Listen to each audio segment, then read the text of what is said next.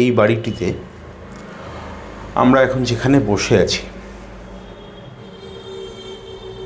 সেখানে আমি এসেছিলাম। আমার বয়সটা 14 বছর কম ছিল। আর আমার পাশে যে বসে আছে তাকে আমি প্রায় 20 বছর চিনি। আমার অনুজা,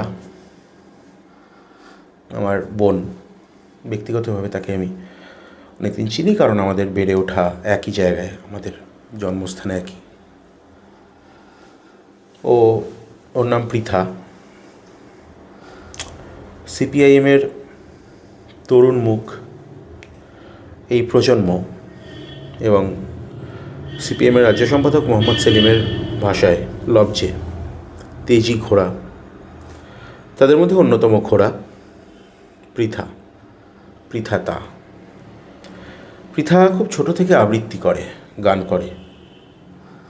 সে নিয়ে ওর অনেক প্রাইজ ইত্যাদিও আছে। তো আমি সেদিন ভেবেছিলাম হয়তো পৃথার মুখ থেকে বেরোতে পারে আদিম হিংস্র মানবিকতার আমি যদি কেউ হই, স্বজন হারানো শ্মশানে তোদের চিতা আমি তুলবই। কিন্তু পৃথা বলেছিল আমার বাবার হত্যার প্রতিশোধ নিতে গিয়ে আর যেন কোনো মেয়ে তার পিতৃবিয়োগ না হয়, আর কোনো মায়ের কোল যেন খালি না হয়। তখন পৃথা কিশোরী। বিশেষ করুন সেদিন থেকে ওকে আমি শ্রদ্ধার আসনে বসিয়েছি, যে আসনের উচ্চতা রোজ বাড়ছে। প্রদীপ্তা এবং কমল গায়েন। প্রদীপ্তাকে আমি অজাতশত্রু বলবো না, কারণ প্রদীপ্তা ছিলেন শত্রু, তার শ্রেণী শত্রুদের ঘোরতর শত্রু ছিলেন। সাচ্চা কমিউনিস্ট অজাতশত্রু হয় না বলেই শোনা যায়। কিন্তু কমল গায়েন, তিনি বোধহয় অজাতশত্রুই ছিলেন। গান বাঁধতেন মানুষটি, কৃষক আন্দোলন করতেন, নদীর মানুষ, মাটির মানুষ। প্রদীপ্তাকে যখন প্রকাশ্য দিবালোকে, I am sorry to say, পারলে এই জায়গাটা মিউট করে দিতে পারেন আপনারা, বোল্ডার দিয়ে, পাথর দিয়ে খুন করা হচ্ছে। আজকের এই আমাকে আমার মতো থাকতে দেওয়ার সময় কমল গায়েন অনুজ প্রদীপ্তাকে বাঁচাতে গিয়ে তিনিও প্রাণ হারান। পৃথার সঙ্গে কথা বলবো আজকের দিনে 14 বছর আগে। পৃথা, আমি জানি, অনেকেই জানেন, অনেকে মনে করিয়ে দিতে হয় মিথ্যের বেশাতির সময় সত্যি। কি ঘটলো সেদিন ঠিক? তখন সামনে পরীক্ষা আমার, আমি পড়ছিলাম। তো সকালবেলায় এই বাড়ি থেকে কিছু দূরে, আমি অনেকবারই তাদের নাম নিয়েছি, তারা তৃণমূলের নেতা এখন, তারা আসেন এবং এই আমাদের বাড়ির পাশেই তৃণমূলের একটি অফিস, ওইখান থেকে দল করে আমাদের বাড়ির সামনে আসা হয়। এখানে একটা চাটাই পেতে ওরা বসে যায়, তারপর বাড়িতে ঢিল ছুঁড়ে এই সামনে যে কাঁচগুলো ছিল সমস্ত ভেঙে দেয়, চিৎকার চেঁচামেচি ইত্যাদি হতে থাকে। মা বারবার বলে তুই বাইরে বেরোবি না ইত্যাদি। তারপর গিয়ে নিচে কথাবার্তা বলা হয়। হয়তো কিছুক্ষণ পর, তার 2 দিন পর থেকে মাধ্যমিক পরীক্ষা শুরু হবে। মায়ের স্কুল ছিল মেন ভেন্যু ওই এলাকায়, মাই ছিলেন হেডমিস্ট্রেস। তো তখন মা বেরোবেন স্কুলে। তো সকালবেলায় তখন 9টার থেকেই সমস্যাটি শুরু হয় এবং তার কিছুদিন পরে 28 তারিখে ছিল একটি ধর্মঘট। বাবা ট্রেড ইউনিয়ন করতেন এবং ট্রেড ইউনিয়নের সেই ধর্মঘটে যাতে সবাইকে সামিল করা যায়, তাই এখানে এটি মিছিল বের করার প্রস্তুতি চলে। সকালবেলায় সেই মিছিলটি বের হবে, এর জন্য যারা কর্মীরা পতাকা মারতে গেছিলো তাদেরকে মারধর করে হাসপাতালে পাঠানো হয়। বাবা হাসপাতালে ছিল, তারপর ফিরে আসছিল এবং ইতিমধ্যে বাড়িতে আক্রমণ শুরু হয় সকালের ওই ঘটনার পর। বাড়িতে ওরা যখন এসছে তখন আমি যেহেতু বাইরে যেতে পারছি না, আমি তখন ল্যান্ডলাইন ছিল আমাদের, আমি ফোন করলাম বাবার মোবাইলে, ওই সাদা কালো নোকিয়া তখন। তো বাবার রিংটোনটা ছিল ওই মানব না বন্ধনে, মানব না বিশৃঙ্খলে, ওইটা বাবার কলার টিউন ছিল। তো আমি তখন ফোন করছি, তখন বাবা ফোনটা ধরলো প্রথমে এবং একদম ওই কথাটা বললো যে ভয় পাস না, ওখানে পুলিশ আছে, ওখানে যেতেই হবে, না গেলে যারা কমরেডরা আছে তারা আরও মার খাবে। এরপরে অনেক মানে তারাও ভালো চেয়ে বা শুভানুধ্যায়ী আত্মীয় এরকম অনেকে বলেন সেদিনে ফেরাটা উচিত ছিল না, সেদিনে ওদিনকে যদি না ফিরতো তাহলে যারা সেদিনকে মিছিলে কমরেড প্রদীপ তাকে ভরসা করে বেরিয়েছে সকালের ওই ঘটনার পরেও, তাদের সাথে বেইমানি করা হতো। সেদিনকে ফেরার সিদ্ধান্ত ছিল, আজকে দাঁড়িয়েও বলছি 1000% ঠিক। বাবা ফিরে আসে এবং পুলিশ যে কাজটি করে দাঁড় করিয়ে ওখানে খুন করানো এবং খুন করানোর কাজটি তত্ত্বাবধান করার কাজ করে। কিছুক্ষণের মধ্যে এখান থেকে মার মার মার মার করে একটা শব্দ এবং যারা বসেছিল তারা ছুটে চলে যায়। তারপর আমরা আর বুঝতে পারছি না ওপর নিচ করছি এরকম। তার কিছুক্ষণ পর বাড়ির সামনে দিয়ে, যেহেতু আমার পড়ার ঘরটা বাইরের দিকে, আমি জানলা দিয়ে বারবার দেখছি যে আশেপাশে দোকানগুলিতে শাটার বন্ধ করে দেওয়া হচ্ছে। আমার বাড়ির সামনে দিয়ে একটা পুলিশ ভ্যান গেল, একটা অ্যাম্বুলেন্স গেল, ওটায় কমল গায়েন ছিলেন, এবং একটি পুলিশ ভ্যান গেল যাতে এক পায়ে জুতো আছে এবং এক পায়ে জুতো নেই, একটা নসি রঙের মোজা পরা পা, সেই ভ্যানের নিচে কোনো বডি শোয়ানো, ভ্যান থেকে পা দুটো বের করা। ওই মোজাটা আমার চেনা, ওই জুতোর বাটিটাও আমার চেনা, কিন্তু আমার তখন স্থির বিশ্বাস মনে হচ্ছে যে বাবা বেঁচে আছে। আমাকে যে বলল যে, এবং বাড়ি থেকে বেরোনোর সময় আমি বাবাকে দেখিনি, শুধু মা বলল যে এখনই ফিরে আসবে, তখন বলল যে ভাত করো, বাড়ি এসে খাবো, এটা বলে বাবা, এটাই শেষ কথা ছিল, বেরিয়ে গেল। তো তারপরেও আমার ওরম ভ্যানের মধ্যে নিচে ফেলে একটা বডি নিয়ে যাওয়া হচ্ছে এবং একটা পা সোজা এবং একটা পা উল্টো দিকে মুড়ে ঝোলানো, এটা দেখেও আমার মনে হচ্ছে তখন বোধহয় বেঁচে আছে। তো আমি বুঝতে পারছি একটা বড় ঘটনা ঘটে গেছে। এবং তার কিছুক্ষণ পরেই ছোটন বলে একটি ছেলে, সে ওই মানে পিটিয়ে যারা হত্যা করেছে তাদের মধ্যে অন্যতম, এখানেই আছেন কাকলিতাই ঘটনাটা ঘটিয়েছেন, ওখানে উপস্থিত ছিলেন। ওর ছোট যে ছেলে, কি শুভ্র তা এরকম নাম, ও হাতে ধরে পিটিয়ে মেরেছে। ঝন্টু ঘোষ, মন্টু ঘোষ, এই দুজন পিটিয়েছিল, মানে খুন করেছে যারা তাদের মধ্যে অন্যতম। তারা হচ্ছে যে ছোটন তার মধ্যে প্রথম দেখলাম যে ও একটা 3.5-4 ফুটের বাঁশের লাঠি এনে এই সামনের উল্টো দিকে নিতাই বলে যে আছে তার দোকানের সামনে ফেললো, আরও মগে করে জল নিচ্ছে, ওদের দোকান থেকে জল দেওয়া হলো, আর হাত পাতগুলো একদম মানে প্রচণ্ড লাল রক্ত হয়ে আছে, ওটাকে ধুচ্ছে আর বলছে প্রদীপ দাকে আজকে দিয়ে দিলাম। তো তারপর আমরা একে ফোন করছি, ওকে ফোন করছি, এবং কন্টিনিউ আমি যেটা করছি বাবাকে ফোন করে যাচ্ছি। আমার তখন তো মোবাইল নেই, আমি ল্যান্ডলাইন ফোন করে যাচ্ছি, ওই গানটা বেজেই যাচ্ছে, মানব না বন্ধনে, বাঁচতে বাঁচতে শেষ হয়ে যাচ্ছে, আবার বাজছে, আবার শেষ হয়ে যাচ্ছে। তো তার কিছুক্ষণ বাবার যারা সাথে থাকতেন এখানকার কমরেড, তাদেরকে ফোন করছি, ফোন ধরছে না, কেউ ফোন ধরছে না, কেউ কেটে দিচ্ছে, কেউ ফোন ধরছে না। কিছুক্ষণ পরে আমার এক আত্মীয়, সে আমাকে ফোনে বলল, পুপাই টিভি খোলো, দেখো কি দেখাচ্ছে। তো টিভি খুললাম, তখন প্রথমে যে ছবিটা দেখালো সেটা ব্লার করা ছিল না। কিছুক্ষণ পরে আমি এবিপি আনন্দের খবরই প্রথম দেখি, মানে সরি চ্যানেলের নাম বোধহয় নেওয়া যায় না, তো হ্যাঁ, তো তখন দেখি, তখন না ব্লার করা ছিল না। আমি তখন ওপরে লেখাটা আছে যে নিহত প্রাক্তন বিধায়ক প্রদীপ দা, কিন্তু ওই চেহারাটা দেখে আমি বুঝতে পারছি না, যেহেতু উল্টো দিকে ফেলে থ্যাতলানো হয়েছে, মুখ ফুক একদম ঢুকে গেছে। তো আমি ওটা অনেকক্ষণ বুঝতে পারছি না, তাকিয়ে দেখছি যে লেখাটার সাথে এটা কে, মানে আরও কি কেউ খুন হয়েছে। তারপর বুঝতে পারলাম যে না, মুখ বিকৃত হয়ে গেছিলো, কিন্তু ওটাই বাবার এবং কমল গায়েন বাঁচাতে এসে তখন ওকে ওখানে যতক্ষণ, বাবা অনেক লম্বা ছিলেন, 6 ফুটের কাছে হাইট, বাবাকে ফেলে পিটিয়ে, এবং কোনো রোগ ছিল না, সুগার প্রেশার কোলেস্টেরল কোনো রোগ ছিল না, হ্যাঁ, তো ফেলে ও খুন করতে অনেক সময় লেগেছে, অনেকক্ষণ পর অবধি জান ছিল। প্রত্যেকবার খুঁচিয়ে খুঁচিয়ে দেখা হচ্ছে এবং দেখার কাজটা পুলিশ করে, এবং তারপরে বলে যে না এখনও গোঙাচ্ছে, আবার মার এইটা। তো ফলে মুখ চোখ একদম বিকৃত হয়ে যায়। এবার যে নিয়ে গেছিল কমল গায়েনকে জাস্ট বাঁচাতে এসছে বলে মাথার পিছনে লাঠির বাড়ি মেরে চলে যাবে। কমল গায়েনকে চিকিৎসার জন্য হচ্ছে অ্যাম্বুলেন্সে তুলে নিয়ে যাওয়া হয়। আমরা যখন খবর পাই যে বাবার বডি নিয়ে যাওয়া হচ্ছে, হাসপাতাল হয়ে মর্গে যাবে, আর কমল গায়েনকে আরও চিকিৎসার জন্য কলকাতা নিয়ে যাওয়া হচ্ছে। উল্লাস মোড় পেরিয়ে কমল গায়েনের অ্যাম্বুলেন্স একটু এগোয়, সেই সময় উনি অ্যাম্বুলেন্সের মধ্যে মারা যান।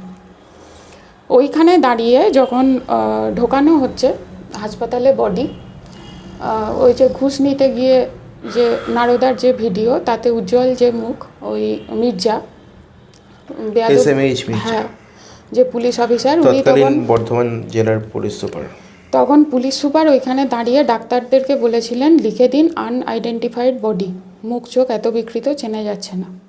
ডাক্তারদের মধ্যে একজন সাংবাদিকদের সামনে বলেছিলেন যে থাপ্পড় মেরে দেবো আপনাকে, চেনেন না, এটা শ্রমিক নেতা প্রদীপ্তা। সেই ডাক্তারের পরে লাঞ্ছনা সীমা ছিল না, অনেক বদলি টদলি হন ইত্যাদি, যাই হোক। কিন্তু তারপর যেটা হয়, আমাদের নিম্ন আদালতে যে মামলাটি, সেটা একেবারে নষ্ট করে দেওয়ার মতো বন্দোবস্ত করা হয়। যে এফআইআরটি জমা পড়েছিল সেটিকে বিকৃত করা হয়, সেখান থেকে কাকলি দায়ের নাম সরিয়ে দেওয়া হয়। আমি তখনও এবং এখনও বারবার বলে যাচ্ছি, মির্জার তত্ত্বাবধানে কাকলি তা গুপ্ত কি এখন কোনো পদে আছেন, ঝন্টু ঘোষ, মন্টু ঘোষ, ছোটন, এরা প্রত্যেকে সেদিনকে হচ্ছে খুনের সঙ্গে সরাসরি যুক্ত। প্রতীপ পবন তা বলে যে ছিল এবং আরও একজন, তারা মারা গেছে। ভূপাল গোস্বামী, হ্যাঁ। তো ওই নামের তালিকা এখনও আমাদের কাছে আছে। এবং সকালবেলায় যে বাড়ি আক্রমণ করা হলো, সেখানেও অত্যন্ত অসভ্য আচরণ, মিথ্যা কথা বলা এবং বাড়িতে ভাঙচুর করার মূল নায়ক ছিল এই কাকলি। ইলেকট্রিসিটি কানেকশনও তো কেটে দেওয়া, সেই দিন কেটে দেওয়া হলো। সেদিন আমি তখন পড়ি, ইন্টারনেটটাও কেটে দেওয়া হলো। যাই হোক, এই তো হলো। তারপর এখানে যে আবার খবর বেরোলো, বাবার সাথে নাকি একটি সোনার চেন পাওয়া গেছে। জন্মে বাবার গায়ে কোনো গয়না থাকতো না, কোনো কালে গয়না পাতি কিছু পরেননি উনি। যেটা ছিল, হাতে একটি মেটাল ব্যান্ডের ঘড়ি থাকতো 12 মাস, নর্মাল যে ঘড়ি পরেন ওটা। সেই ঘড়ি, বাবার যে শার্ট, বাবার মোবাইল ব্যবহার করতেন কিন্তু মোবাইলের নাম সেভ করতে পারতেন না। সাথে একটা ডায়েরি থাকতো গণশক্তির ছোট, তাতে সব নাম্বার থাকতো। ওই প্রত্যেকবার ফোন করার সময় ডায়েরি বের করে ফোন করতেন। 6 মাস ফোন ব্যবহারের পর আমাকে একদিন জিজ্ঞেস করলেন, আচ্ছা আমি যাকে ফোন করি সে ফোন ধরে বলে হ্যালো প্রদীপ্তা বলুন, ও বোঝে কী করে যে আমি করছি? আমি তখন বললাম যে এটা জানো না, কিন্তু হ্যাঁ, সেভ করার অপশান থাকে। তো যাই হোক, তো এই যে বাবার যে সাথে থাকা যে জিনিসগুলো, একটা চশমার খাপ প্লাস পাওয়ার হয়েছিল শেষের দিকে, সামনে পড়তে অসুবিধা হতো। একটা জিনিসও এভিডেন্স হিসেবে জমা পড়েনি এই যে লাশের সঙ্গে। এবং এই মামলাটিকে যেভাবে বিকৃত করা সম্ভব, তাতে হচ্ছে যে কথিতভাবে পার্টি ঘনিষ্ঠ সাজা কিছু লোকজন, তাদেরকে অকুপাই করে, যারা পার্টির সাথে দূর দূরান্তের সম্পর্ক নেই তাদেরকে অকুপাই করে, নানাভাবে করে এই লোয়ার কোর্টের মামলাটা নষ্ট করে দেওয়ার যাবতীয় বন্দোবস্ত করে। তারপর শুরু হয়, আমি কিছুদিন পর পরীক্ষা দিই এবং হায়ার স্টাডিজের জন্য কলকাতা চলে যাই। মারাত্মক অভিজ্ঞতা অন্য একজনের হয়, আমার অভিজ্ঞতা সুখকর নয় সে তো বলাই বাহুল্য। কিন্তু যেহেতু চলে যাই, পরিবেশ পাল্টায়, আমি আমার কলেজ জীবন, বন্ধুবান্ধব ইত্যাদি শুরু হয়, আমি নিজেকে অন্যভাবে কাজকর্ম করতে শুরু করি, সংগঠন এসএফআই তার আগেই করতাম, হ্যাঁ, স্কুল ইউনিটেরই আমি সদস্য ছিলাম। এবং যখন কলকাতা যাই তখন এই সদর লোকাল কমিটির আমি জয়েন্ট প্রেসিডেন্ট, এলসিতে কাজ করতাম। সেইটা ট্রান্সফার হয়ে তারপরে আমার সেন্টারে চলে যায়, এসএফআই কেন্দ্রীয়ভাবে আমি তখন মেম্বারশিপ ছিল আমার। তো যাই হোক, আমি ওখানে গিয়ে কাজকর্ম শুরু করি, আমার একরকম পরিবেশ তৈরি হয়, মানসিকভাবে বিধ্বস্ত, সব রকমই চলে। কিন্তু একদম চর্মচক্ষু দিয়ে তারপর যে অত্যাচার পরিবারের ওপর নামিয়ে আনা হয়, মানে অদ্ভুত ডাঁটের সঙ্গে সেই অত্যাচার প্রত্যেক দিন সহ্য করে যান আমার মা চিত্রলেখাতা। এবিটিএর নেতা ছিলেন কালনার, এবং চাকরি জীবনের শেষ দিন পর্যন্ত এবিটিএ করেছেন। এখন রিটায়ার্ড টিচারদের যে অর্গানাইজেশন সেটা করেন। তো একটাই যুক্তি ছিল, প্রদীপদা 4 আনা কোথাও অন্যায় করেননি, আমি এই বাড়ি ছেড়ে যাব না। ভালো যে ক্ষতি যে হাজারো হাজারো লোক, আত্মীয় স্বজন, কেউ বলতে বাকি রাখেনি, একা মহিলা, বাড়িতে কেউ নেই, এই পরিস্থিতিতে এখানে থাকা সম্ভব না, বেরিয়ে চলে যান। যেহেতু মা স্বাবলম্বী, আমার বাবা মায়ের অ্যারেঞ্জ ম্যারেজ, বিয়ের আগে থেকে চাকরি করেন। অ্যারেঞ্জ ম্যারেজ কথাটা বললাম এই কারণে যে এখন তো বুদ্ধিমান লোকজন আছে, পার্টি হোল টাইমারদের বউদের নাকি পার্টি চাকরি দিয়েছে। আমার মায়ের যা রেজাল্ট, আমার মায়ের যা শিক্ষাগত যোগ্যতা, তাতে উনি সারা জীবন স্কুলে থেকেছেন। এটা মানে একটা নজিরই বলা যায়, কারণ পিএইচডি কমপ্লিট করার পর জেনারেলি স্কুলে অন্তত এখনও যা পরিস্থিতি মানুষ কলেজ ইয়ে করে, কিন্তু স্কুলটা মায়ের মানে খুব জব স্যাটিসফ্যাকশান ছিল স্কুলের চাকরিটা, এবং সাফ সুতুরভাবে 5 ইঞ্চি কোনো জায়গায় কারোর কোনো কথা বলার সুযোগ ছিল না, এবং বাবা মায়ের তখন পরিচয়ও ছিল না। তাও চাকরি পাওয়ার 1 বছর পর মায়ের বিয়ে। তো এই হচ্ছে যে আমার মা তখন ওই জায়গায় ধরে বসে থাকেন যে প্রদীপদাকে বহুজন ওই পরামর্শ দিয়েছে যে এলাকা ছেড়ে বেরিয়ে যাও, তাহলে এই ঘটনা ঘটবে না। সে এলাকা ছাড়েনি, তার সম্মান ইয়ে না হতে, দেখলি খুন করে দিলাম, এই পরিবারটাকে তুলে দিলাম এখান থেকে, এটা হতে দেবো না। এবং এই হতে দেবো নাটা কার্যকর করা, এই কথাটা বলে দেওয়ার আজকে বলছি, এই কার্যকর করার পিছনে যে কি অমানসিক পরিশ্রম এবং জেদ আছে, সেটা গল্প উপন্যাসে পড়ার মতো বিষয় হয়ে দাঁড়ায়। একটা বাড়িতে একটা হেডমিস্ট্রেস দিনের পর দিন রাস্তার কল থেকে জল নিয়ে এসে উনি খাচ্ছেন, এবং হচ্ছে যাবতীয় তার যে কাজ সেই তোলা জলে তাকে করতে হচ্ছে। বাড়িতে কোনো কাজের লোক আসে না, ন্যূনতম একজন কোনো হেল্পার মানে পাওয়া যায় না, যাকেই আনা হয় থ্রেট করে ছাড়িয়ে দেওয়া হয়। বাড়িতে কারেন্টের লাইন নেই, একটা মোমবাতি জ্বালিয়ে পাম্পে জল উঠছে না কারেন্টের লাইন নেই বলে। দিনের পর দিন, একদিন আর দিন না, দিনের পর দিন বসে থেকেছেন, পরের দিন সকালবেলায় হচ্ছে স্কুলে গেছেন এবং স্কুল করেছেন। একটা ভালো ঘটনা মনে পড়ল, 22শে ফেব্রুয়ারি আমার বাবা খুন হয়, 24 তারিখ মা স্কুলের মাধ্যমিক পরীক্ষার জন্য স্কুলে যায় এবং ঠিক সময়ে উপস্থিত হন। উনি বলেছিলেন এটা আমার কর্তব্য। হ্যাঁ, উনি, এবং সেই দিন আমি জানি না পশ্চিমবঙ্গের কটা স্কুলে নবান্ন থেকে ফোন করে জানতে চাওয়া হয় যে হেডমিস্ট্রেস উপস্থিত আছেন কিনা। গলছি সারদা বিদ্যাপীঠে সেদিনকে নবান্ন থেকে ফোন এসেছিল এবং জিজ্ঞেস করা হয়, উনি বলেন যে আমি হেডমিস্ট্রেসই কথা বলছি। তো এই হচ্ছে যে মানে ওই সেই কবিতার প্রসঙ্গ যে কত লোক প্রাণ দেয় লেখা আছে ইতিহাসে, কত মেয়ে দেয় সিঁথির সিঁদুর লেখা নেই তার পাশে। প্রদীপদা রাজনৈতিক জীবনেও সম্পূর্ণ প্রদীপদা হয়ে ওঠার পক্ষে আমার মায়ের অনস্বীকার্য ভূমিকা। মা কমিউনিস্ট পরিবারের মানুষ নন, কিন্তু এই মতাদর্শকে পড়া এবং নিজের জীবনে ধারণ করার যে উদাহরণ আমি একজন শিক্ষক নেতার মধ্যে আমি দেখেছি, তা আমার কাছে শিক্ষণীয়। এবং তারপরেও হচ্ছে যা তুমি বলবে, যা তুমি সততার সাথে স্ট্যান্ড নেবে, সেটাকে পালন করবার জন্য যা করতে হয় করবে। এবং ভীষণই ডিসিপ্লিনড এবং দৃঢ়চেতা রাশভারী মানুষ। তো এইটা মানে আমার কাছে খুব ইন্সপায়ারিং। তো সেই দিনকার এই ঘটনা, এবং তারপরে যেটা হয় যে পিআইএল করা হয় একটি, সুব্রত মুখার্জি যিনি লয়ার ছিলেন করেন। এই পিআইএলটার তে একটা জিনিস বলা হয় যে কোনো রকম যদি এর পরিবারের এবং বাড়িতে কোনো বিশেষ স্ত্রী, কন্যা এবং অন্যান্য সদস্যের ওপর যদি কোনো রকম আক্রমণ নেমে আসে, তাহলে সরাসরি দায়ী থাকবে প্রশাসন। এইটা হাইকোর্ট রায় দেয়। তারপর হচ্ছে সরাসরি আক্রমণটা বন্ধ হয় এবং ন্যূনতম বাঁচার ফেসিলিটির মতো থাকার অবস্থা তখন শুরু হয়, পুলিশ গার্ড ইত্যাদি দেওয়া শুরু হয়। রাস্তায় যাওয়া, দোকানে গেলে জিনিস না দেওয়া, রাস্তায় দাঁড়িয়ে আছে বাস ধরবার জন্য, আশেপাশ দিয়ে ঘুরে বেড়ানো, সাইলেন্ট থ্রেট ইত্যাদি তারপর বহু বছর পর অবধি চলেছে।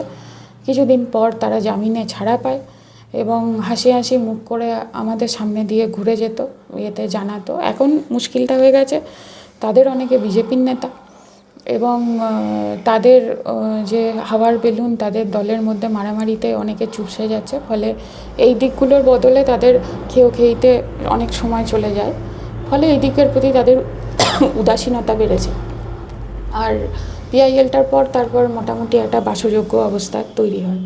ততদিনে আমিও ওখানে আস্তে আস্তে রাজনীতির জায়গায় ভালোভাবেই ঢুকেছি, এই আর কি।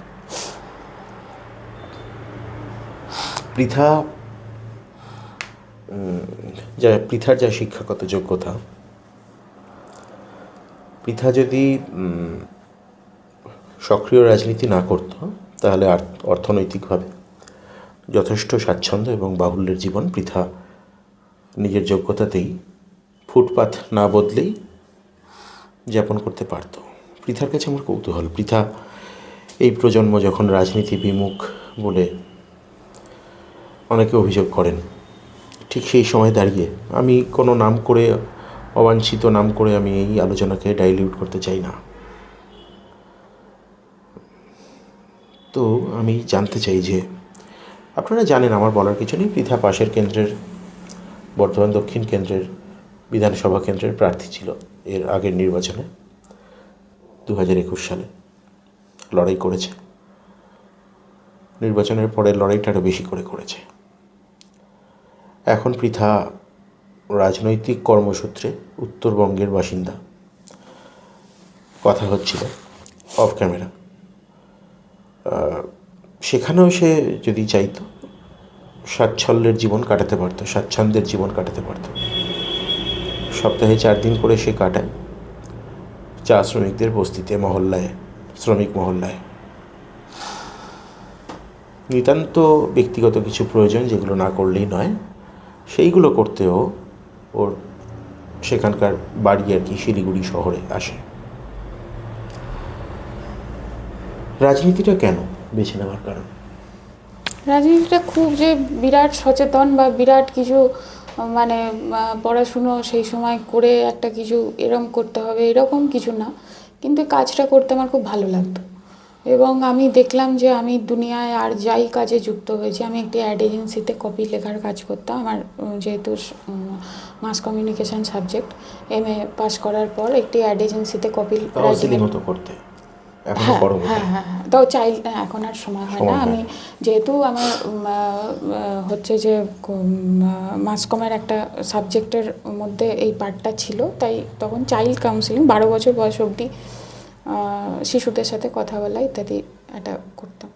তো কিন্তু সেটা মানে পাশাপাশি আমি এমনি যা কাজ বা উপার্জনের কাজ তখন হচ্ছে যে MA পাস করার সময়ই হচ্ছে একটা অ্যাড এজেন্সিতে কিছুদিন কাজ করেছি, সেটা ইন্টার্নশিপ এরকম হিসাবে। কারণ তখনও আমি কলকাতা জেলার সাথে যুক্ত না। কলকাতা জেলা SFIয়ের সাথে যুক্ত হওয়ার পর SFI কলকাতা জেলা কর্মরত স্টুডেন্টদের ক্ষেত্রে রেস্ট্রিকশান আছে, তো আমি তখন কোনো আবার কাজ ছেড়ে দিই, তখন যেহেতু কলকাতা জেলার সাথে যুক্ত থাকি। তার পরবর্তীকালে একটি বেসরকারি কলেজে হচ্ছে যে পার ক্লাস মানে পার্ট টাইম ইয়েতে হচ্ছে যে পার ক্লাস হিসেবে নিতাম, মানে ক্লাস নিতাম একটা নির্দিষ্ট বেতন, তখন ক্লাস নিতাম, তো কন্ট্রাকচুয়াল সেটা। তো কিছুদিন পরে সেটাও পার্টি থেকেই ডেকে বলা হয় যে সর্বক্ষণের কর্মী হওয়ার জন্য তোমাকে ভাবনা চিন্তা করা হচ্ছে, এবং এখন আমরা নিতে পারবো না, কারণ কলকাতা জেলায় তখন হোল টাইমার নিয়োগ হচ্ছিল না। সেই জন্যই কি অনেকে দলটাল ছাড়ছে? আমি তাদের কথা বলতে পারবো না, কিন্তু আমাকে তখন পার্টি এটাও জানায় যে এখনই আমাদের নিয়োগ হবে না, কিন্তু পরে নিয়োগ হবে, তুমি কি এই নিয়ে কিছু ভাবছো? এই যেদিন এই কথাটা বলা হয় তার 1 সপ্তাহের মধ্যে আমি সিদ্ধান্ত নিই, এবং হোল টাইমার কবে পার্টি নির্বাচন করবে এই কথাটা জানি না আমি তখনও, কিন্তু যেহেতু আমি সিদ্ধান্ত নিয়েছি আমি চাকরি ছাড়ি, তার অনেক দিন বাদ আমি হচ্ছে সর্বক্ষণের কর্মী বলুন বা পেশাদার বিপ্লবী বলুন, এই এটা একটা কৌতূহল, অনেকের কৌতূহল, এটা আনএথিক্যাল হয়তো, কিন্তু যেহেতু বিষয়টা একেবারে রাজনৈতিক এবং পাবলিক লাইফ, আমি একটু জানতে চাইব, তুমি সৃজন, তোমরা সৃজনও উচ্চশিক্ষিত, দীপশিতা উচ্চশিক্ষিত, দীপশিতা যদিও সর্বক্ষণের কর্মী না, সৃজন সর্বক্ষণের কর্মী, তোমাদেরকে মোটামুটি কেমন ভাতা দেওয়া হয়? আমাদেরকে মোটামুটি যা ভাতা দেওয়া হয় তাতে আমাদের খুব সচ্ছলভাবে চলে, এবং এই যে চাকরি ছেড়ে হোল টাইমার হয়েছি এটা কোনো বিজ্ঞাপনের বিষয় বলে ভাবতেই আমার খুব ঘৃণাবোধ হয়। এবং আমার কত বড় শিক্ষাগত যোগ্যতা এবং আমি কি ডিগ্রি পাশ করেছি এইটা দিয়ে আমার লড়াই আন্দোলন বিচার হবে না। আমি দিনের শেষে আঙ্গুটা ছাপ লোকটার জন্যই কাজ করি যিনি নিরক্ষর, স্কুলে কলেজে শিক্ষার আলো পাননি, তার জন্যই মানে আমার কাজ। পাঁচ অঙ্কের ইয়ে দেওয়া হয়, মানে অ্যামাউন্ট দেওয়া হয় 5 অঙ্কের মানে আমি 10,000 টাকার কথা বলছি। 10,000 টাকা কেউ কেউ পান, কেউ 5,000 পান, কেউ 3,000 পান, কিছু ক্ষেত্রে জেলাগুলির ওপরে নির্ভর করে। এবং তাই নিয়েই আমার দেখা এই পশ্চিমবঙ্গ রাজ্যে অন্তত একটা সাইকেল নিয়ে হোল টাইমার পার্টি অফিসে যান, সাইকেল নিয়ে ফিরে আসেন। এবং 1,000 টাকাও দেওয়া হয়, সেটাও আমি জানি। হ্যাঁ, আমি তোমাদের কথা জিজ্ঞেস করছি, তোমরা মোটামুটি ওই 5,000 6,000 এরকম স্ল্যাব? জেলা অনুসারে যেখানে যখন কাজ করি, কলকাতা জেলায় ও কিছুতেই এক্সাক্ট অ্যামাউন্টটা বলতে চায় না। আপনি যদি ধরেও নেন যে ও 9,999 টাকা পায় বা 10,000 টাকাও পায়, কলকাতা জেলায় হোল টাইমারদের আজকে ওর যে শিক্ষাগত যোগ্যতা তাতে সেটা কতটা চলার মতো সেটা সেই সিদ্ধান্ত আপনি নেবেন। না, আমার কোনো এই পয়সায় চলতে অসুবিধা হয় না। মাঝে মাঝে ওই যে উত্তরবঙ্গে যাওয়ার পর ট্রেন বাসের ভাড়ার জন্য একটু অসুবিধা হয়, তখন পার্টিকে জানাই যে এরকম, আমি তো পার্টির কাছেই যাই যদি, তাহলে আমি পার্টিকে জানাই অসুবিধা হচ্ছে। আর বেশিরভাগ ক্ষেত্রে তো ধার দেওয়ার ব্যবস্থা আছে। হ্যাঁ, ওরকম ভাবে না, কিন্তু পার্টি থেকে সেটা বিবেচনা করে দেখা হয়। কিন্তু ইমার্জেন্সি ক্ষেত্রে যেটুকু এক্সট্রা লাগে সেগুলোর জন্য মা আছে, আমার শ্বশুর শাশুড়ি মা আছে, ওরা দেয়। কিন্তু এখনো অবধি বিভীষণকে আপনারা দেখেননি, বিভীষণ তো চিরঞ্জীবী। এই বেশ কিছু বিভীষণকে কিন্তু আপনারা দেখবেন, এই যে সৃজন, এর প্রত্যেকেই আমার অনুজ এবং স্নেহের, ঐশী, এই দীপশিতা, আরও কেউ ছিল, পৃথা, এরা কিন্তু বিভীষণ, মানে ঘরের শত্রু বিভীষণ। আমি ওর মায়ের সঙ্গে একটু পরে আমি জ্যাঠিমার সঙ্গে কথা বলবো, মানে বাঁশ রাখেন কিনা মোটা বাড়িতে ফেরার পর, আমি সেটা বা কোনোদিন রেখেছেন কিনা রোজগারটা করছেন আমি সেটা জানতে চাই। বিপ্লবের স্বার্থে খরচ হচ্ছে, এটা তো ভালোই, এটা মনে করি। পৃথার কাছে আমি একটু মজার ছলে কথা বলছিলাম আর কি। ওদেরকে আমি খুব গ্লানিতে ভুগি আর কি, যে আমাকে যে পেশা অবলম্বন করতে হয়েছে, এটা আমাকে খুব অবাক করে আর কি, যে ওরা কী করে পারে, আমি পারি না, এটা আমার অক্ষমতা। উত্তরবঙ্গে এই মুহূর্তে কী অবস্থা, কেমন, মানে তোমাদের সংগঠনের অবস্থা কেমন, কী বুঝছো? ওখানে তো একটা নতুন ফিল্ড, নতুন জায়গা কাজ করার অভিজ্ঞতা। আমি সবে 7-8 মাস হলো ওখানে কাজ করছি, যে বিরাট কিছু বুঝে গেছি এটা তো বলা যাবে না। 4টে জেলা উত্তরবঙ্গের, তার প্লেন্সে যে চা বাগিচা সেইখানেই ট্রেড ইউনিয়নের কাজ করি, নির্দিষ্ট কাজ আমার, সেখানে গিয়ে কাজ করি। প্রথম হচ্ছে যে উত্তরবঙ্গকে যেভাবে দাগিয়ে দেওয়া হয়, উত্তরবঙ্গ মানেই বিজেপি বৃদ্ধি পাচ্ছে, উত্তরবঙ্গ মানেই আমাদের আন্দোলন হচ্ছে না, এটা ঠিক নয়। উত্তরবঙ্গে হ্যাঁ বিজেপির কার্যকলাপ অনেক বেড়েছে, কিন্তু আমাদের আন্দোলন হচ্ছে না বা সেই কার্যকলাপের মুখে আমরা প্রতিরোধ করতে পারছি না, এটা নয়। উত্তরবঙ্গের মানুষ সবাই, যারা বামপন্থী বা বামপন্থী নন, তারা এই বিজেপির কার্যকলাপকে মারাত্মক ভালোভাবে নিচ্ছেন, এটাও নয়। তো উত্তরবঙ্গের অনেক শেড আছে, একটা কথায় বলে দিলে ওটা সত্যের অপলাপ করা হবে। ওখানে যারা নেতৃত্ব আছেন, যারা ছিলেন, তারা মানে আমরা এমনি বলছি যে যতবার পার্টির অন্যান্য নেতাদের কথা ওঠে ততবার আনন্দ পাঠকের নাম ওঠে না, ততবার রতনলাল ব্রাহ্মণের নাম ওঠে না। অনেকটা দূরে আছেন তো, অনেকটা নজরের বাইরে থেকে যান। কিন্তু এদের যারা উত্তরসূরি, যারা এখন কাজ করছেন এই জেলাগুলো জুড়ে, তারা এখনও মহিরুহের মতো পার্টিটাকে সামলাচ্ছে। আনন্দ পাঠকের সন্তান সমন পাঠক উত্তরবঙ্গের সবথেকে গুরুত্বপূর্ণ জেলা দার্জিলিং জেলা, তার জেলা সম্পাদক সিপিআইএম। আর রতনলাল ব্রাহ্মণ তো লেজেন্ডারি কমিউনিস্ট নেতা, এক সময় জ্যোতিবাবুর সঙ্গে দুজন সদস্য ছিলেন, জ্যোতি বসু এবং রতনলাল ব্রাহ্মণ বিধানসভায়। কিন্তু এইটার পরে যেটা পার্ট আমি বলতে পারি 7 মাসে, সেটা হচ্ছে যে কাজ করতে ভীষণই ভালো লাগে, ভীষণই ভালো লাগে। ওখানে ফ্লেভার না, মানে একেবারে একদম আলাদা। এবং এই যে মানে আমি বলছি যে মানুষজনও সাইকোলজিক্যালি একটু শান্ত, বা এটার একটা বড় কারণ প্রকৃতি। একটা জায়গায় বসে মিটিং করছি, তাতে মত অমত হচ্ছে, হ্যান ত্যান যাই হচ্ছে, তারপরে হচ্ছে 1-2 ঘন্টা পরে সবাই যখন বাইরে বেরোচ্ছি, 5 কিলোমিটার পূর্ব পশ্চিমে ঢালা বাগান, বা সামনে ওরকম দেখছি একটা পাহাড়, জয়ন্তী পাহাড় দূরে আলিপুরদুয়ার গিয়ে দেখা যাচ্ছে। তো সেইখানে গিয়ে কাজ করার আনন্দটা আলাদা। ওখানকার মানে মানুষ এখানকার ভালো ওখানকার মন্দ এইভাবে তো হয় না, সব জায়গায় মানুষ নিজস্বতা অবলম্বন করে চলে, কিন্তু কাজকর্ম করার ক্ষেত্রে কিছু ইউনিক ব্যাপার আছে এবং তারা খুব আপন করে নিতে জানে তোমাকে। ওই যেখানে যাচ্ছ চা বাগানের যারা ওয়ার্কার ওরা সোনা চিনতে জানেন, এবং এবং হচ্ছে যে ওদের চোখ, ওদের পরখ করার ক্ষমতা খুব তীব্র। তুমি ওখানে গিয়ে ওদেরকে শেখাতে যেও না, তুমি নিজে শিখতে যাও এবং তুমি ওখান থেকে সত্যি কিছু নিয়ে ফিরবে। চা বাগানের ওয়ার্কারদের মধ্যে মহিলা ওয়ার্কার হচ্ছে অ্যাডভান্স ওয়ার্কিং ক্লাস। মহিলাদের মধ্যে এই মানে আমি তোমাকে বলতে পারি দাদা, আমাদের বর্ধমান তো একটা এগিয়ে থাকা জেলা বাকি কলকাতার পরবর্তী জেলাগুলির মধ্যে। এখানে পাড়ায় মেয়েদের ফুটবল টিম কটা আছে? কোনো একটা পাড়ায় খুব কম। ওখানে অন্তত একটা মহল্লাতে 7 থেকে 8টা মেয়েদের ফুটবল টিম আছে। হ্যাঁ, এবং মানে ফিজিক্যালিও যথেষ্ট স্ট্রং, ভীষণই স্ট্রং। এবং আমি একটা ছোট উদাহরণ দিতে পারি, একটা ঘরের মধ্যে ওদের এসএফআই কমরেডদের কথা হচ্ছিল, তো আমি সেখানে ছিলাম।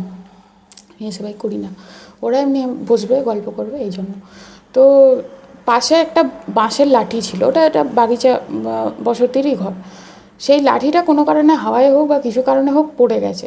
আমাদের ন্যাচারাল রিফ্লেক্স কী হয়, যে মোটা একটা লাঠি আসছে মানে মাথাটাকে ধরি, এরমভাবে আড়াল করার বা চেষ্টা করি। আমি প্রথম দেখলাম মানে ক্লাস 7-এ পড়া একটা মেয়ে, রোগা সে ফার্স্ট রিফ্লেকশনই হলো হাত দিয়ে লাঠিটাকে আটকানো।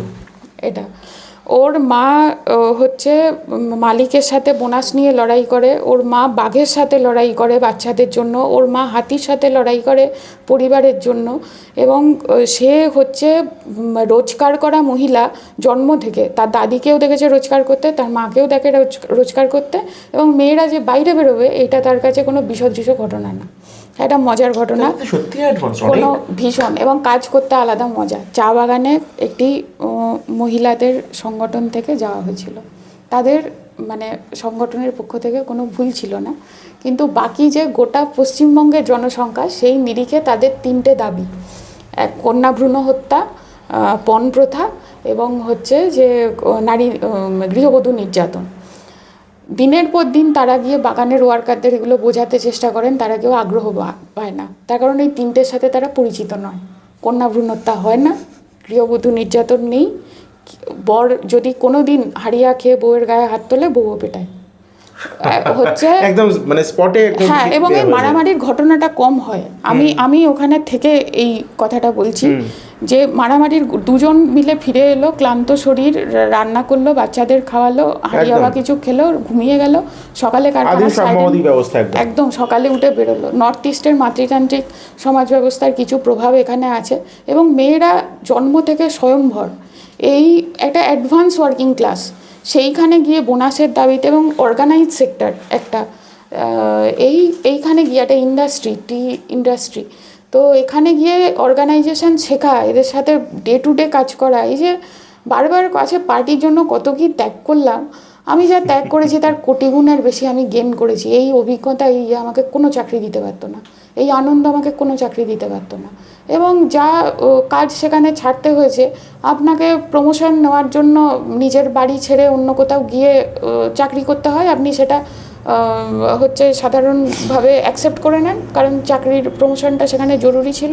তো আমি সেখানে যে কাজ করতাম সেটা ছেড়ে দিয়েছি এবং এখন এই কাজটা করছি। এটা কোনো বিজ্ঞাপনের বিষয়ও না, এটা কোনো আলাদা করে কিছু তার জন্য সম্মান দাবি রাখে কেউ বরণডালা নিয়ে ঘুরে বেড়াবে, এটা এক্সপেক্ট করাও উচিত না। খুবই স্বাভাবিক সাধারণ প্রক্রিয়া। আপনি যখন এই এপিসোড দেখছেন তখন আপনি যদি সিপিআইএমের সমর্থক হন তাহলে আপনি আশাহত, কেউ চলে যাচ্ছে, কেউ চলে যেতে পারে। আমি বলছি হতাশ হবেন না। সিপিআইএমের সমর্থক বলে শুধু না, ওরা এক্সিস্ট করে, পৃথারা এক্সিস্ট করে, এরকম আমি অন্তত সময় পেলে, সুযোগ পেলে বেশ কিছু পৃথার সঙ্গে আপনাদের আলাপ করিয়ে দিতে পারি। পৃথা আমার শেষ প্রশ্ন, এরপরে আমি জ্যাঠাইমার সঙ্গে কথা বলবো, আমি যাব ওনার কাছে, ওনাকে আমার কাছে আসতে হবে না, আমি যাব। তৃণমূল বা বিজেপি এখন তো বিভিন্ন জায়গায় অফার দেওয়া নেওয়ার একটা পালা চলছে। যদি অফার দেয়, তোমার উত্তর কী হবে? তাই দিয়ে তোমার সঙ্গে আমার কথোপকথনে শেষ করবো, তারপরে আমি তোমার মায়ের সঙ্গে কথা বলবো। এই স্পর্ধা পাবে কেন? পৃথাদার কাছে এই ফোন আসবে কেন?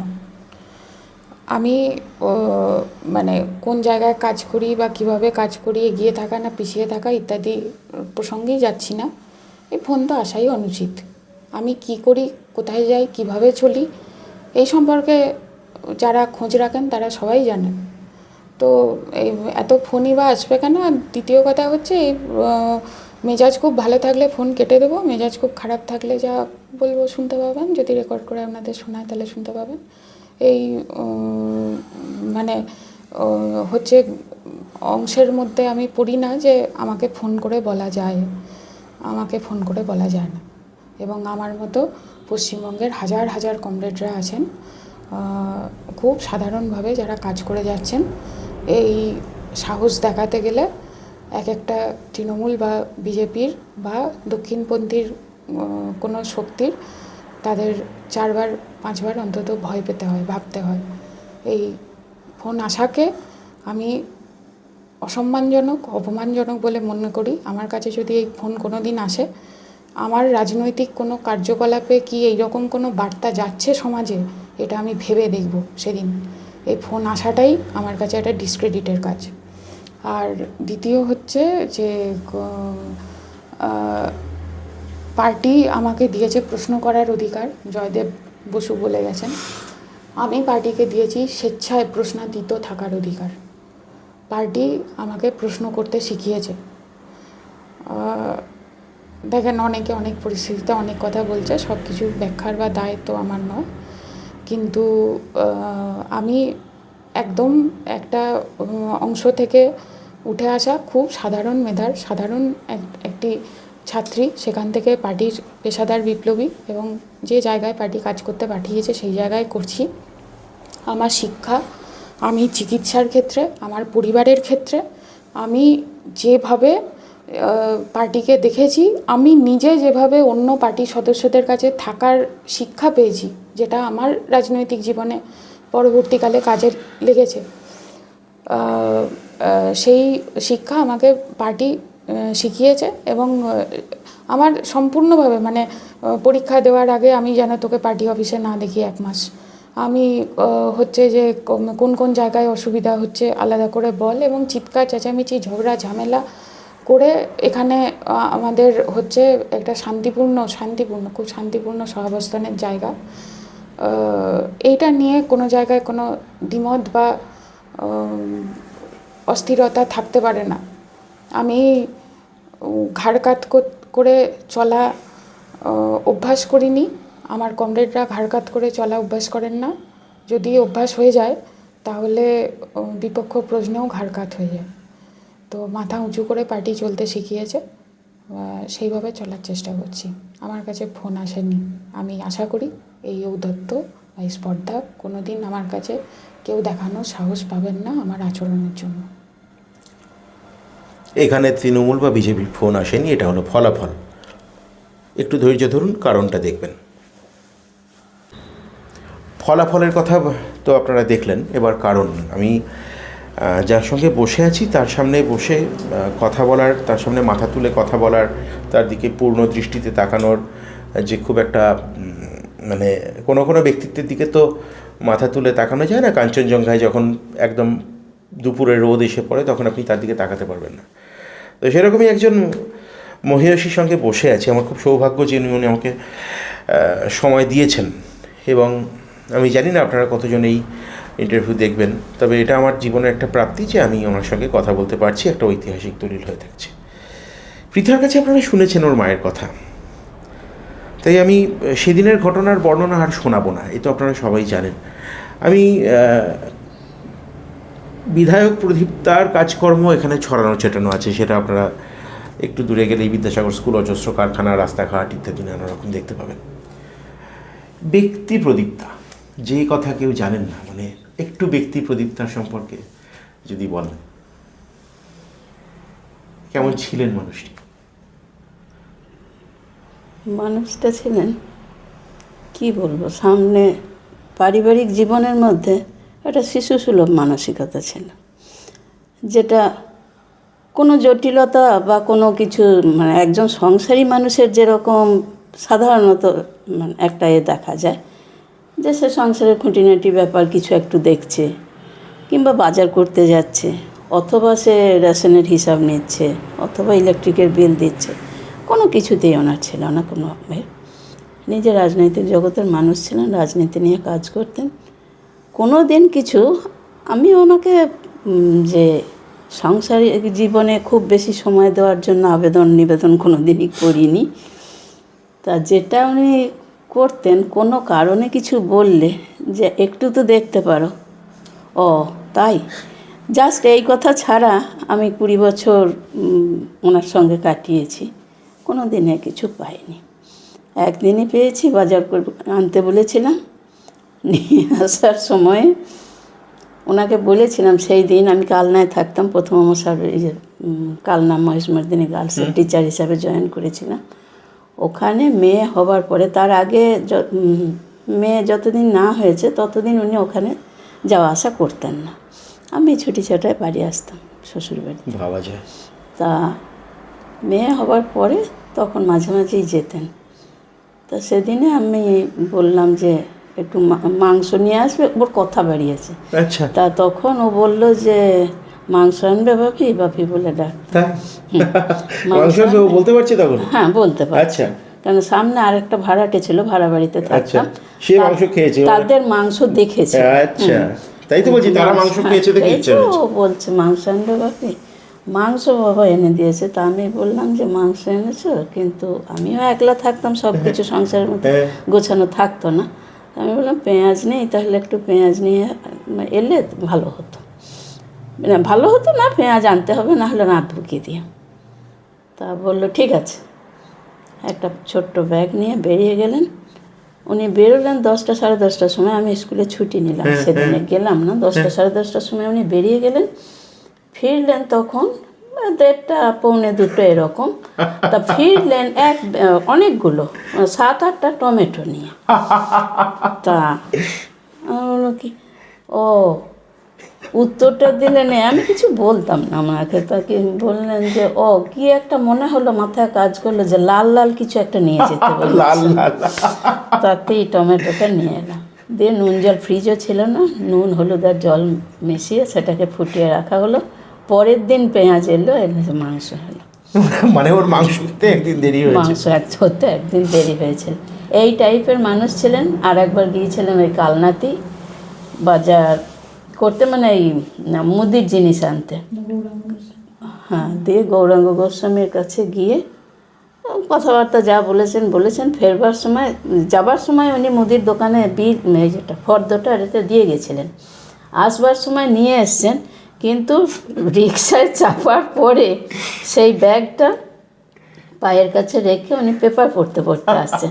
কাটলা মিউনিসিপ্যালিটির সামনে ব্যাগ পড়ে গেছে, তার ওপর দিয়ে রিক্সার চাকা চলে এসছে, তেল সেখানে গড়াচ্ছে, চিনি সেখানে। বাড়ি এসে বললেন যে বাড়িতে নিয়ে এসেছিলেন মুগ ডালেতে আর ওই পোস্ততে মেশানো একটা জিনিস নিয়ে এসেছিলেন, আর ওগুলো এসেই বললো মিউনিসিপ্যালিটির সামনে চিনি গড়াগড়ি যাচ্ছে। যে সেটা কালনা বাজারে জানাজানি হয়ে গেল যে এই হয়েছে। আর সন্ধেবেলায় অনেক পরিকল্পনা করে একটা সেই ঢাকা দেওয়ার ওই পলিথিনের জাল চুবড়ি থাকে, সেইটার মধ্যে মুগ ডাল দিয়ে পোস্তগুলোকে আলাদা করা হয়েছিল। এই 2 দিন উনি বাজার করেছিলেন। এই দুটি অভিজ্ঞতা আপনি ভয় আর বলেননি? না, ভয় আর বলিনি। আমার ওই ছেলে এদিকে নিয়ে স্কুল থেকে এসে টই টই করে বাজার করে যা করার নিয়ে আসতাম। আর খুব ছোট যখন, তখন আমি আসবার পরেই ও বলতো সঙ্গে যাবে, মানে আমার সঙ্গে ওকে নিয়ে যাব। এইটাও বুঝে গিয়েছিল যে স্কুল থেকে বাইরে এসছে, এবার তো আমাকে বাজারে ঘুরতে হবে। ও সঙ্গে বলতো এবার সঙ্গে যাবে। এই করে কেটেছে। আর একবার আমাকে ডাক্তার দেখাতে নিয়ে গিয়েছিলেন, এইখানে ওই কান ব্যথা হয়েছিল অশোক দণ্ডপাঠের কাছে। ওই যে গলিটার মুখে আমাকে বসিয়ে দিয়ে এলেন যে করো, আমি একটু ঘুরে আসছি, তোমার নামে করলে ডেকে নেবে। আমি বাড়ি এসেছিলাম এতে ওই বড়দিনের ছুটি যেটা ডিসেম্বর, সন্ধে হয়ে গেল, রাত হয়ে গেল। উনি দিয়ে এসছেন আমাকে 6:30 এরকম সময়। 11:30 সময় কাজ সেরে বাড়িতে ফিরে দেখেছেন আমি নেই। তখন মনে পড়েছে যে আমি ওখানে আছি।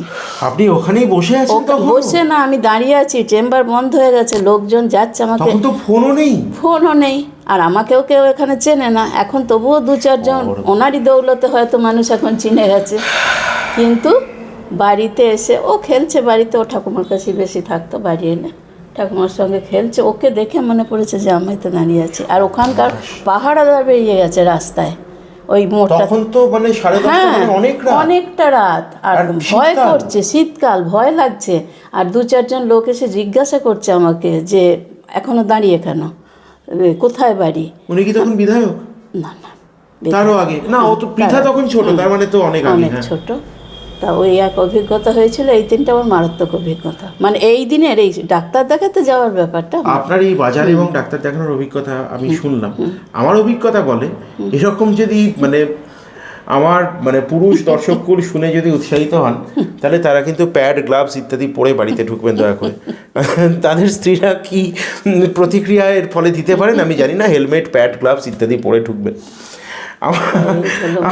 আমার প্রশ্ন হচ্ছে যে মানে আপনি ঠিক মানে কিভাবে মানে সন্তান স্কুলের কাছে এরকম নিষ্ঠা এবং নিজের পড়াশোনা, সেই সঙ্গে এরকম মানুষটি, মানে আপনি কি করে সামলাতেন, কি করে, মানে কি রহস্যটা কি? সামলানো কিছু এমন কিছু যে চেষ্টা করে সামলাতে হয়েছে তা না। আমারও প্রকৃতি হচ্ছে আমি যেমন এতে এগোবো সেই রকমই আমাকে নিজেকে অ্যাডজাস্ট করে নিতে হবে, এইভাবেই এগিয়েছি। আর ও যখন মেয়ে যখন হয়েছে তখন একটা কথা হয়েছিল যে আমি এখান থেকে আমার শ্বশুরবাড়ি থেকে যাতায়াত করব, করে চাকরি করব। কিন্তু সেটা আমি প্রথমেই বুঝেছিলাম যে আমার বাচ্চাটার ক্ষেত্রে সেটা হবে খুব ক্ষতিকারক, যার জন্য এটা আমি মেনে নিতে পারিনি। ওনাকে বোঝাতেই উনি বুঝে নিয়েছিলেন।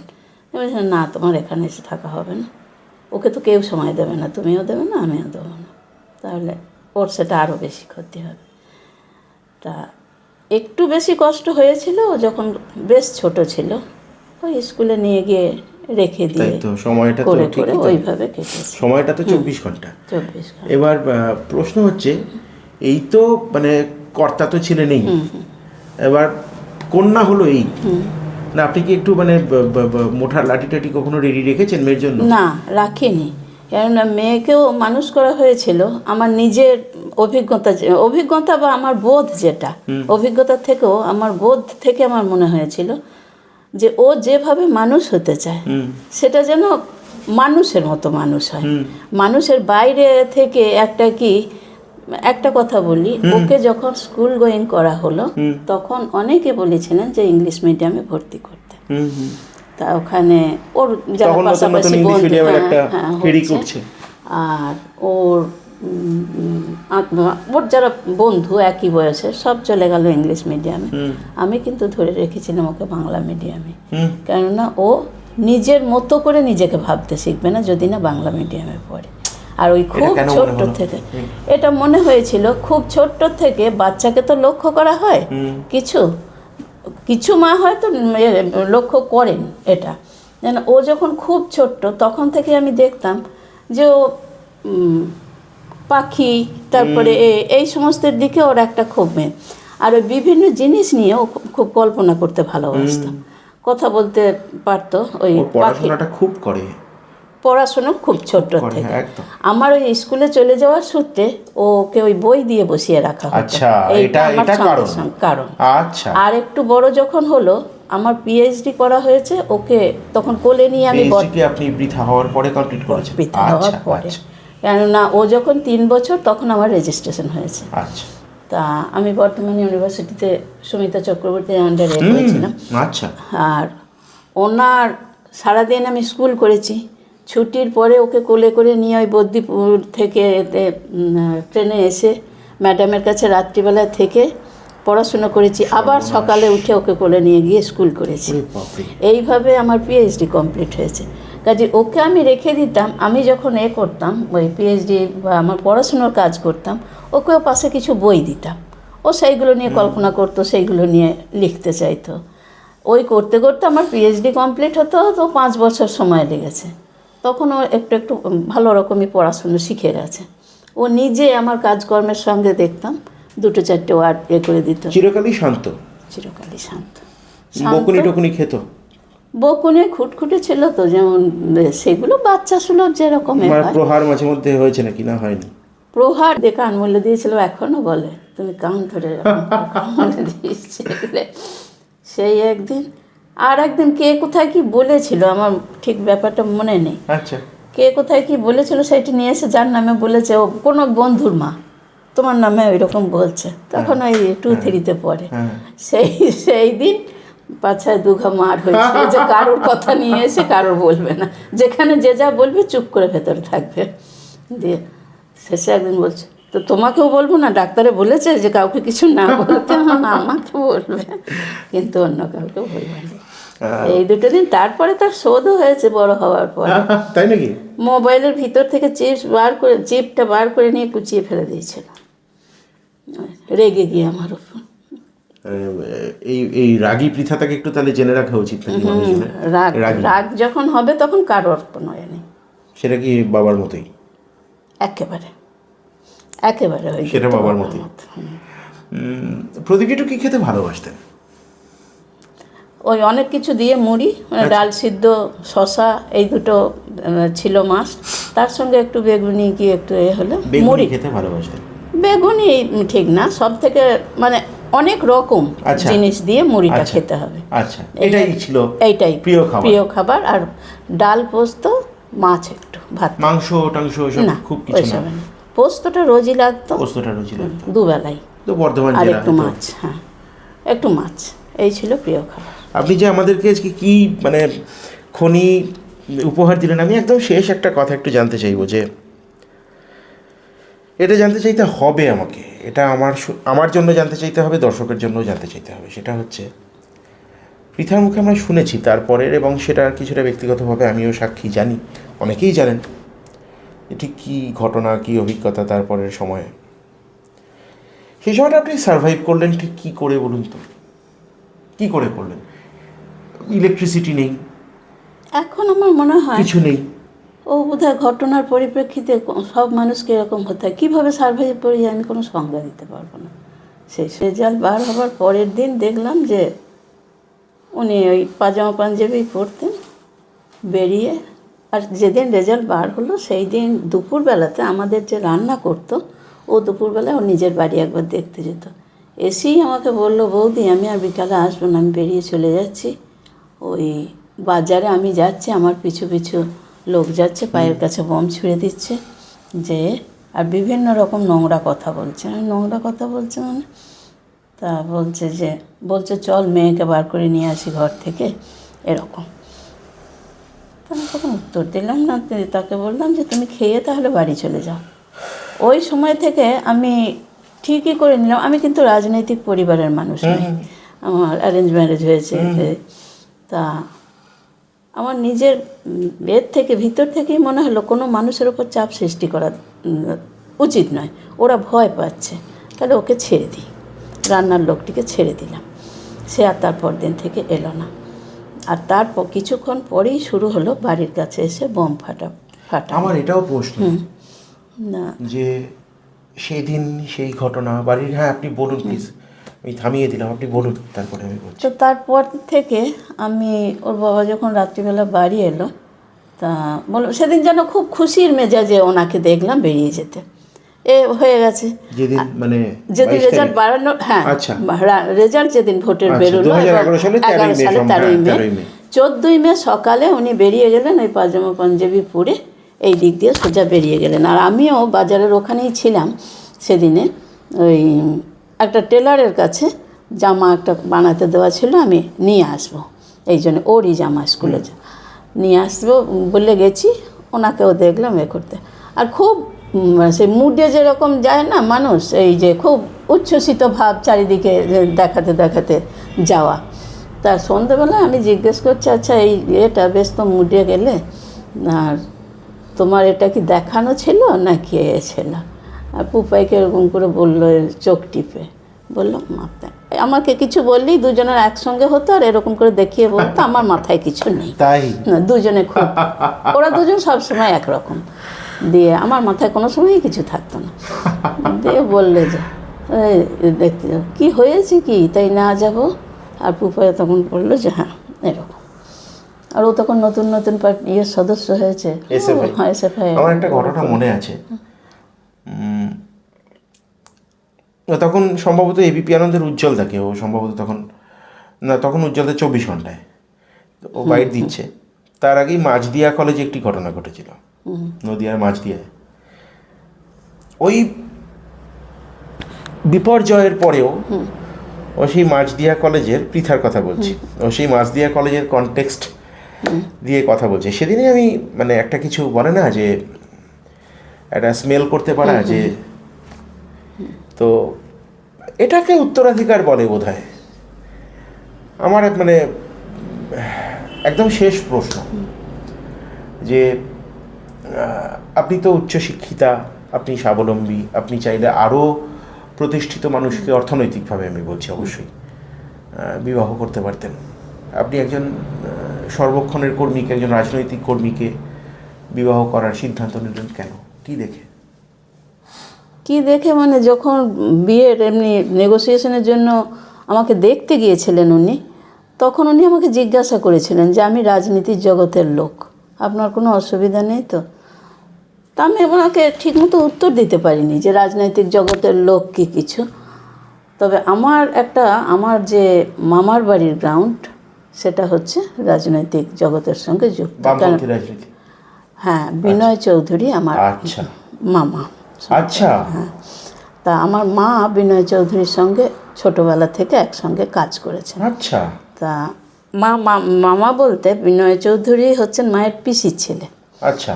আর উনি ওই রাজনীতির করা, লুকিয়ে থাকা, এসে ওনার মামার বাড়ি তো আবার আমার দাদু তো মামা। দিয়ে ওনার যে আত্মজীবনী আছে ওখানে দেখবেন যে আমার বড় মামা রেলে চাকরি করতেন। ওই বড় মামা হচ্ছেন আমার মাতামহ, আমার দাদু। আচ্ছা। তা আর আমার মা ছিলেন এই স্বাধীনতা সংগ্রামের সঙ্গে যুক্ত, চরকা কাটা এই সমস্ত।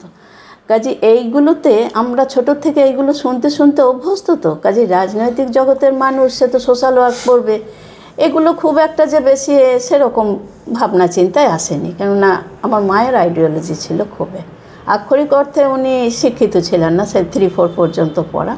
কিন্তু মা তখনকার দিনে করা ওই চরকা আন্দোলনের সঙ্গে যুক্ত হওয়া। কখনো ঝগড়াঝাটি হয়েছে নাকি ওর বাবার সঙ্গে? না, কখনো না। সময় তো পাইনি ঝগড়াঝাঁটি করবার। আমি আমার জগৎ নিয়ে থেকেছি, মেয়ে মানুষ করেছি, ওনার সঙ্গে ঝগড়াঝাঁটি করার সুযোগ পাইনি। রাগ করতাম, রাগ করলেও কোনোদিন কিছু বলেনি, চুপ করে থাকতো। ওর তো বলার কিছু নেই, তো বলবে কি আমাকে, চুপচাপ থাকতো। আর বা ইয়েতে করতো, কিন্তু পারিবারিক জীবন একদম চুপচাপই থাকতেন। আপনাকে মানে আমি ধন্যবাদ দিয়ে ছোট করব না, মানে আপনি এতটা সময় আমাদেরকে দিলেন। আমি একদম শেষ প্রশ্ন করব, সেই সমস্ত সন্তানেরা, আপনি কি মনে করেন আপনার সন্তান ঠিক পথে আছে? অবশ্যই। যে অনেক মা বাবাদের অভিযোগ পাওয়া যায় যে আমার সন্তানের বিপথে আমার সন্তান চলে যাচ্ছেন। আমরা জানতে পারছি যে অনেক সন্তান হয়তো দলবদল করছেন, আমরা জানতে পারছি সবটাই, দেখতে তো চোখে পাচ্ছি না, আমরা শুনতে পাচ্ছি, জানতে পারছি যে মা বাবারা কষ্ট পাচ্ছেন তাদের সন্তানদের অনৈতিকতায়। সেই সমস্ত সন্তানদের উদ্দেশ্যে কি বলবেন? সন্তান যদি মা বাবা যদি সন্তানের সঙ্গে ক্লোজ থাকেন, তাহলে সন্তানকে বোঝা যায় সে কোন দিকে গেলে মেন্টালি স্যাটিসফাইড হবে। তা আমার মেয়েকে কোনো দিনই আমার মনে হয়নি যে গৃহবন্দী জীবন যাপন করেছে। এবং আমার নিজের শিক্ষাও ছিল যে তুমি তোমার মতো করে বাঁচতে শেখো। আর সেইটা ও কি কতটা বুঝেছিল। কেন এখন ওকে যেভাবে আমি দেখি, তাতে দেখি ও কোনো অন্যায়ের সঙ্গে আপোস করতে চায় না। তা সব সন্তানই যদি এইরকম একটা শিক্ষা, মানে নিজের ভিতর থেকে, সব মানুষই তো নিজে শিক্ষিত হয়, মা বাবা কিছুটা সময় তাকে একটা পর্যায় পর্যন্ত কিছুটা শেখায়, তারপর সে তো একটা মানুষ। তাকে যখন সমাজের মধ্যে পাঠিয়ে দেওয়া হচ্ছে, সে যখন 8-9-এ উঠছে, আমি লক্ষ্য করে দেখেছি, আমি নিজেও টিচার, 8-9-এ ওঠার পর থেকে তা সব ছেলে মেয়েরই একটা নিজস্ব গঠন আপনি হয় এখনো মানসিক। পড়াশোনার মধ্যেই? হ্যাঁ, এখনো পড়াশোনার মধ্যে শিক্ষকতার সঙ্গে আছি, যুক্ত? শিক্ষক সেই এখন যেগুলোকে আমি পাইনি এখন সেই বাচ্চাগুলোকে নিয়ে একদম। এখনো শেখাই। তা লক্ষ্য করে দেখেছি ওই 8-9-এর পর থেকেই তার নিজস্ব মতামত একটা গড়ে ওঠে, তখনই তার পাশাপাশি গিয়ে তাকে ঠিক জায়গায় আমার চাহিদা কি হবে। আর সম্ভবত আমারও খুব উচ্চ চাহিদা তো কোনো দিন ছিল না যে আমি ছেলে মেয়ে মানুষ করব। আর আমি সব থেকে মানে নিজে আনন্দ পেয়েছি আমার কাজ করে, স্টুডেন্টদের সঙ্গে মিশে, স্টুডেন্টদের সঙ্গে কাজ করে। সেই হিসেবে আমার মেয়েকেও তো আমি সঙ্গে সঙ্গে নিয়ে গিয়ে করেছি, বড় করেছি। সে এমনও হয়েছে যে কিছু কিছু কথা ওর কাছ থেকে শিখে আমাকে নিজেকে ভাবতে হয়েছে। তাহলে একটা ছোট বাচ্চা সে অনেক কিছু বোঝে এবং বলতে পারে, সেগুলোকে গুরুত্ব দিতে মা বাবারা ভুলে যায়। এইটা আমি বলবো, সেই গুরুত্বটুকু দেওয়া দরকার। আর মা বাবাদের আর একটু বেশি সহানুভূতিশীল হওয়া দরকার, এইটা আমি বলবো। কেননা ও একটা কথা বলেছিল যেটা আমাকে আজ পর্যন্ত ভাবায়। কিন্তু একটা বাচ্চা, সে তো তার অনুভূতি থেকে এইটা বলেছিল, 4 বছর বয়সের বাচ্চা। আমি বলছি তো কীভাবে আমি ছিলাম, বারবার বাড়ি পাল্টাতে হতো আমাকে ওই এর জন্য, ভাড়া বাড়িতে থাকতাম বলে কালনাতে। তো 4 বছরের বাচ্চা একটা বেড়াল ঢুকে আমাদের রান্না, যেটুকু রাঁধবার জায়গা ছিল সেখানে বেড়াল ঢুকে ঢুকে যাই রাখতাম মাছটা নিয়ে চলে যেত। তা একদিন নিজেই জাল কিনে নিয়ে এসে আমি গ্রিলে বেঁধেছি। সেটা বেঁধেছি অনেক রাতে, ওকে ঘুম টুম পাড়িয়ে দিয়ে রাত্রিবেলা বেঁধেছি। সকালে উঠে আমি বলছি, দেখেছিস কালকে রাতে আমি জাল বেঁধেছি, বেড়ালটাকে ঢুকতে দেবো না। তা কী করে ও বললো যে 4 বছরের একটা বাচ্চা, সঙ্গে সঙ্গে ও আমাকে এইটা বলেছিল, এর জন্য তোমার গর্ব করারও কিছু নেই, দুঃখ পাওয়ারও কিছু নেই। জাস্ট এই কথাটা, ওই যে কোনো কাজ করে গর্ব করার কিছু নেই, দুঃখ করার কিছু নেই, সে একটা 4 বছরের শিশু কী করে বলল। এইটা আমাকে ভাবিয়েছে। এরপরেও অনেক কথাও অনেক সময় বলেছে যেগুলোকে খুব ভাবতে হয়। আমার ভাইপো একটা কথা বলেছিল যে ঈশ্বরের অস্তিত্ব, ওই যে বলছে আমার মা বলছেন না ঠাকুরকে প্রণাম করো, আমার মা তো বলছে এই স্বাধীনতা, আমার ভাইপোকে। আচ্ছা, তাই বাচ্চাদের কথা ভাবার আছে, সেইটাই আমি ওর ক্ষেত্রে আমি ভেবেছি। ও কি বললো তার উত্তরে? তা আমার ভাইপো করছে, আমাদের বাড়িতে প্রতিষ্ঠিত নারায়ণ ছিলেন, দুবেলা পুজো হতো। তা বলছে যে মা বলছে ঠাকুর প্রণাম করো নয় ভাইপোকে, আর ও বলছে হ্যাঁ করতে তো একটা হবেই। সেও তখন ছোট, 6-7-এ পড়ে, করতে তো একটা হবেই। কি ঠাকুরের অস্তিত্ব তো ভগবান পর্যন্তই, আর তো কোথাও নেই। ও ভক্তের মগজ পর্যন্ত, হ্যাঁ ওইটা লিখে রাখা ছিল আমাদের। আবার ও খুব ভালো স্টুডেন্ট ছিল, ও এখন অ্যাপোলোর কার্ডিওলজিস্ট, আমার এই ভাইপো, অ্যাপোলো হসপিটালে। তা এই যে বাচ্চাদের ছোট ছোট কথা অনেক সময় বলে, আরও অনেক কথা জীবনের এতে, তা বাচ্চাদেরকে মা বাবাদের একটু ভাবতে হয়, একটু নজর দিতে হয়। তাহলেই সে কোন দিকে যেতে চায়, কোন দিকে গেলে সে ঠিক মানুষ হতে পারবে, কোন দিকে গেলে। আর বাচ্চাদের আর একটা জিনিসও দেখা দরকার যে সে আজকে আমার কোলে আছে, এইটা আমি এই বাচ্চাদের এখন আমি শেখাই, গার্জেন্স মিটিং করে বলি। আমার যে ডায়েরি থাকে তাতেও আমি লিখে রেখে দিয়েছি, লিখে গার্জেনদের দিই ডায়েরিগুলো, যে বাচ্চা আজকে আমার কোলে আছে, আমি আমার চাহিদাটা করব। কিন্তু একটু পরেই তো সে তার পাশের বন্ধুটা যা করছে সে, কাজে আমার প্রত্যেক মা বাবারই উচিত তার বন্ধুর ফ্যামিলিটা কতটা হচ্ছে তার সঙ্গে একটু সহযোগিতা রাখা। এই দিকগুলো একটু না ভাবলে না, এই সমাজও দিন দিন যত পারছে সংকীর্ণ হয়ে আসছে। আমার ছেলেটি সব থেকে, আর এখন তো অনেকগুলো ভাই বোন একসঙ্গে মানুষ হচ্ছে না, সমাজ তো অনেক পাল্টে গেছে। তাহলে সেখানে তো বাচ্চাদেরকেও সঙ্গ দিতে হবে, না হলে সে বাঁচবে কি করে? সেটা তো ক্ষতি আমার বাচ্চারা মোবাইল দেখছে বা স্মার্টফোন দেখছে, কিন্তু তার দোষ শুধু নয়, কিন্তু সে তার দোষ নয়। আর এটাও তো ঠিক, সে তো একটা মানসিক রোগী হবে। আমার সন্তানকে আমি সুস্থ রাখতে চাইবো, কিন্তু সে যদি শারীরিক দিক থেকে সুস্থ হলো কিন্তু মানসিক দিক থেকে অসুস্থ হলো, এটার জন্য এটা অনেক সময় দেখা যায় জ্যাঠাইমা, যে বিভিন্ন সময় যে মা বাবারা ব্যস্ত, ছেলের হাতে স্মার্টফোনটা দিয়ে দিল, তাই তো এটা হচ্ছে।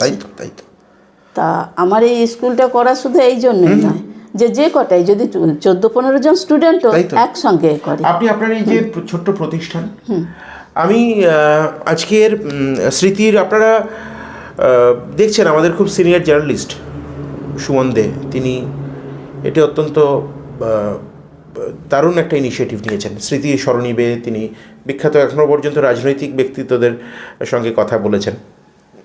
আমি কারোর সঙ্গে কারোর তুলনায় যাচ্ছি না, কথা বলেছেন। তো সেখানেও এত অজানা কথা উঠে আসছে। আমাদের সেই ইনফ্রাস্ট্রাকচার নেই, কিন্তু আমরাও স্মৃতির স্মরণীবে অনেকটা যাত্রা করার চেষ্টা করলাম। আমি আর কিছু বলবো না, মানে একজন শিক্ষিকা, সমাজ গড়ার কারিগর, একজন মা। আমার একদম শেষে ওনার কাছে জিজ্ঞাসা থাকবে, আমার বক্তব্য আর বলবো না, যে উনি একটি প্রতিষ্ঠান চালান, একটি শিক্ষা প্রতিষ্ঠান। দেখুন, প্রদীপ্তা ফিজিক্যালি আমাদের মধ্যে নেই, কমল গায়েন নেই। কাকলি গায়েনও কিছুদিন আগেই, কমল গায়েনের স্ত্রী, তিনি প্রয়াত হয়েছেন, তার সঙ্গে আর কথা বলার উপায় নেই। এই উত্তরাধিকারটা প্রদীপ্তা কিভাবে রেখে দিয়ে গিয়েছেন, বা চিত্রলেখা তা স্বয়ং কিভাবে, বা পৃথাতা, যাকে আপনারা দেখেন বিখ্যাত পৃথাতা, তার পিছনে যে আমি বারবারই বলছিলাম কারণ, উৎস, এই উৎস সন্ধান করলাম।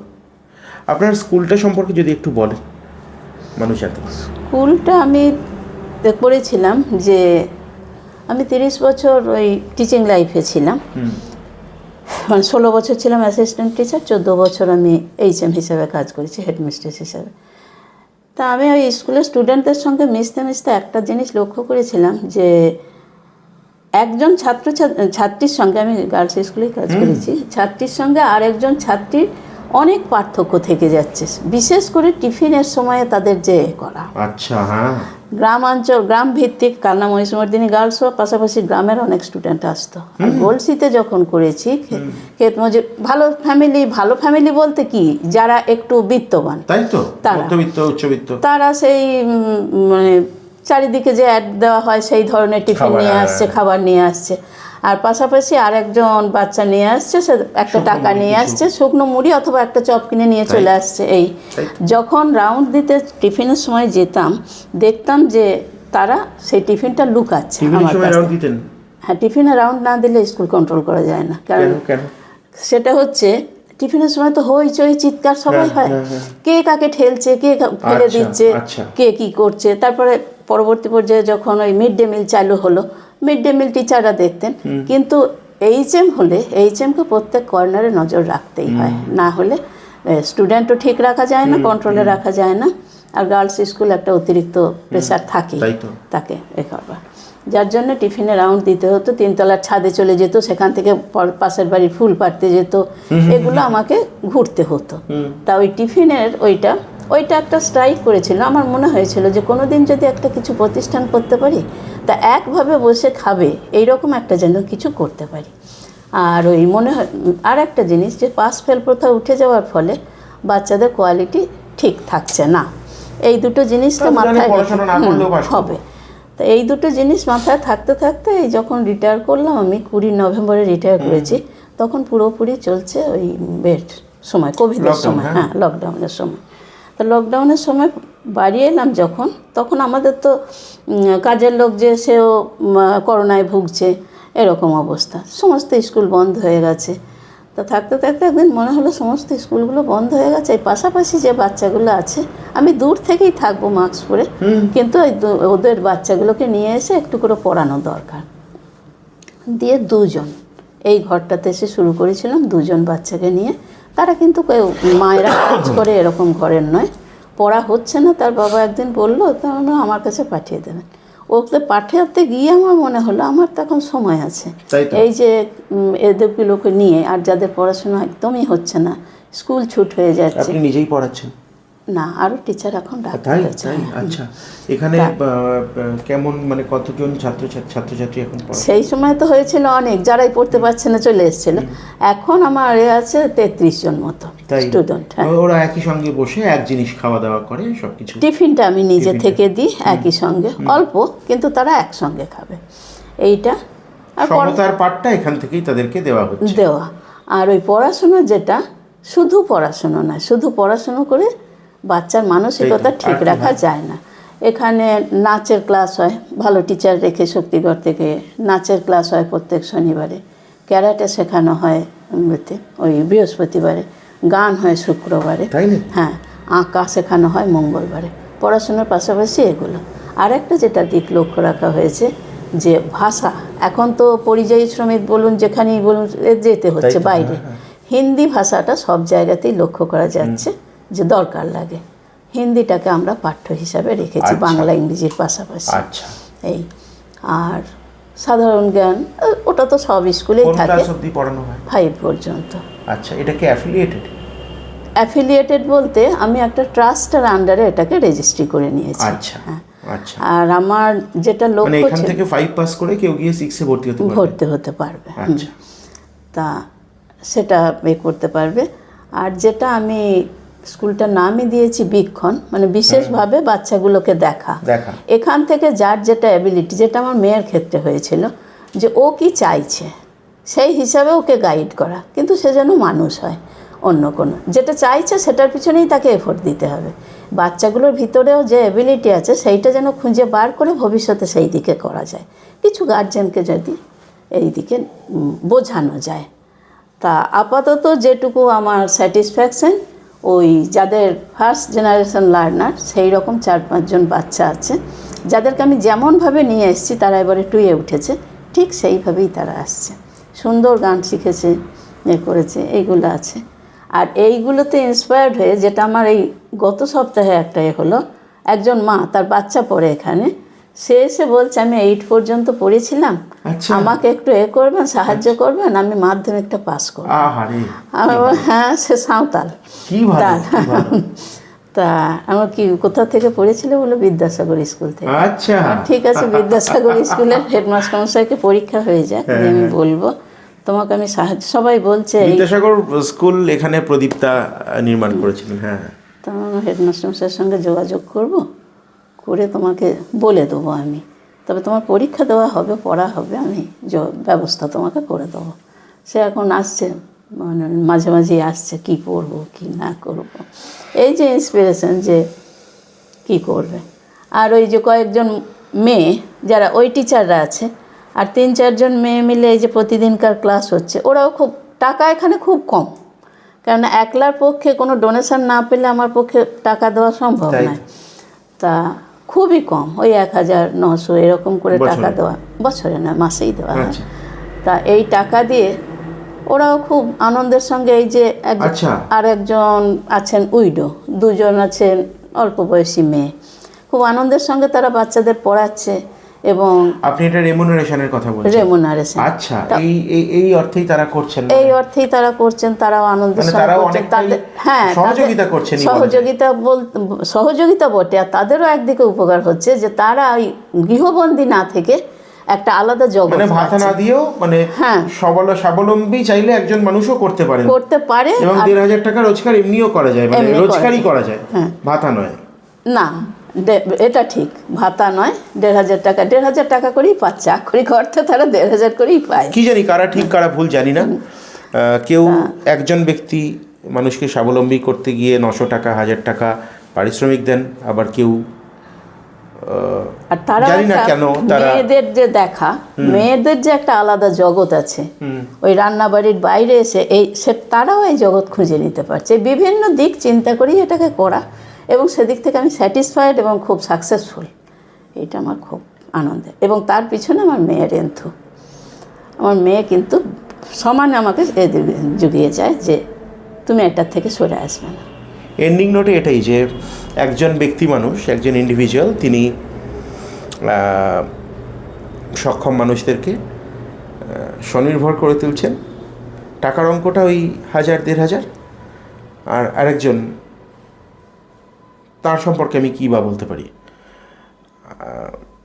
আমার শুভনন্দন গোছের শব্দ অভিধানে নেই, আমি ভাষাবিদ নই, আপনি নমস্কার নেবেন, শেখার শেষ নেই, পারলে শিখবেন, শিক্ষা অনেক দিয়েছেন, পারলে কিছু শিখবেন। আত্মসম্মান গুরুত্বপূর্ণ জিনিস। 22শে ফেব্রুয়ারি আপনি যখন এই প্রতিবেদন দেখছেন, আমার বিশ্বাস যে নোটে কথোপকথন শুরু করেছিলাম, প্রদীপ্তার শহীদ দিবস, এখন আর সেটা বলতে ইচ্ছে করছে না। প্রদীপ্তার উত্তরাধিকার বহমান। ভালো থাকবেন।